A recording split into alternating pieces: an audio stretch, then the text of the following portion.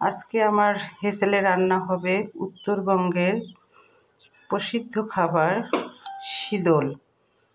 শীদল মাছ দিয়ে আমি রান্না করব। তার পূর্বেই আমি শীদলটাকে এভাবে পুড়াই নিচ্ছি গ্যাসের চুলায়।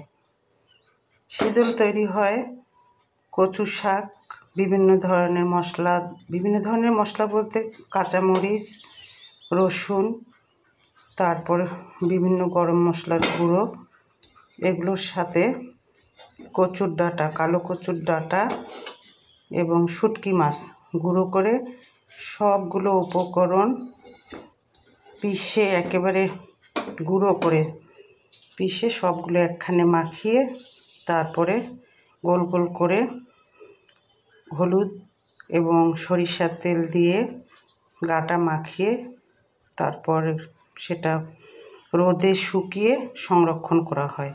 এইভাবে আমরা গোল গোল করে সংরক্ষণ করে রাখি। তারপর এটা এই যে এখন পুরানো শেষ, আমি চুলা নিভিয়ে দিব। এরপরে এটা রান্না হবে মাছ দিয়ে।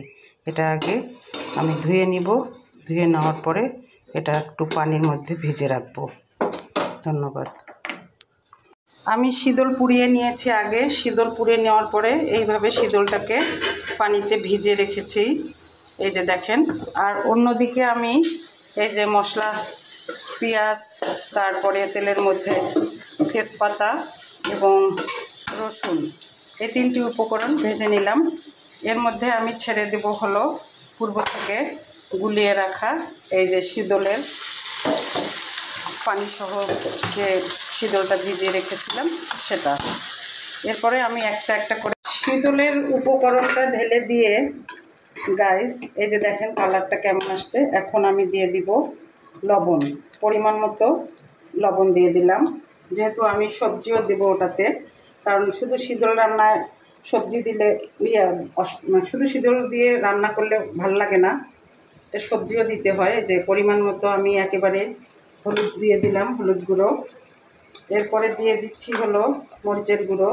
আর শীদলের তরকারি মানেই হচ্ছে ঝাল ঝাল, বেশি করে দিয়ে দিলাম আমি। এরপরে কাঁচামরিচও ব্যবহার করব। এই যে দেখেন, এই শীদলের এই উপকরণটা কষা হয়ে গেলে এই পর্যায়ে আমি ঢেলে দিব পূর্ব থেকে কেটে রাখা আমার এই যে ধনিয়া পাতা, তারপরে লাউ শাক কুচি, এটা আমি পূর্বেই ভেপে নিয়েছি লাউ শাক কুচি। এর মধ্যে দিয়ে দেব দুটো আলু এবং একটা বড় বেগুন। এই যে দেখেন, এটা দিয়ে আমি তারপরে এটার সাথে আমি কষিয়ে নেব মাছের উপকরণটা। মাছ এখানে আমি ব্যবহার করব, আমি এর পূর্বে বোয়াল মাছ খেয়েছিলাম, হ্যাঁ, সেই মাছটা আমি এই সবজির মধ্যে দিয়ে কষাবো। বোয়াল মাছের মাথা প্লাস মাছের টুকরো এবং একটা রুইয়ের মাথাও আছে, সেটা আমরা উত্তরবঙ্গের মানুষরা মাছের মাথা এবং বিশেষ করে মাগুর মাছ, তারপর শোল মাছ, এগুলো দিয়েই আমরা খেয়ে থাকি। আর আজকে আমি বোয়াল মাছের মাথাটা আসলে কেউ খায়নি, যার কারণে আমি এটা এই শীতল রান্নার জন্যই রেখে দিয়েছিলাম। আর এই রান্নায় বেশি করে দিতে হবে তেল। এই তেল আমি এটা একসাথেই কষাবো, সব কিছু উপকরণ একসাথেই কষাবো। এখন সামান্য পানি দিয়ে আমি টমেটো একটা কেটে রেখেছিলাম, কেটে ভাপিয়ে রাখি আমি টমেটো, এইভাবে সংরক্ষণ করি। এই যে টমেটোগুলো আমি কেটে এভাবে ফ্রিজে করে রেখে সারা বছর খাই। এটাতে আমি দিয়ে দিলাম। এখন সামান্য পানি দিয়ে আমি ঢেকে দেবো, দিয়ে এটা কষাতে থাকবো। ফিরে আসছি আমি 20 মিনিট পরে। দেখেন ঢাকনা খুলে আমার শীদলের রান্নার কালারটা কীরকম আসছে, পুরো তেল ছেড়ে দিয়েছে। এখন এভাবে আমি আর ঢাকনা দেব না, এভাবে আমি কষাতে থাকবো প্রায় আধা ঘন্টা ধরে। এটার কষানোর মধ্যেই হচ্ছে শীদল রান্নার মজাটা।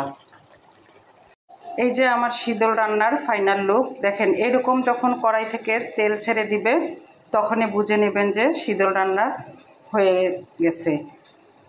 এইভাবে আপনারাও বাসায় শীতল রান্না করে খেতে পারেন। অসাধারণ স্বাদের এই শীতল রান্না আমাদের উত্তরবঙ্গের সবচেয়ে জনপ্রিয় একটা খাবার। বাকিটা দেখতে পাবেন হলো পরিবেশনের ডিশে।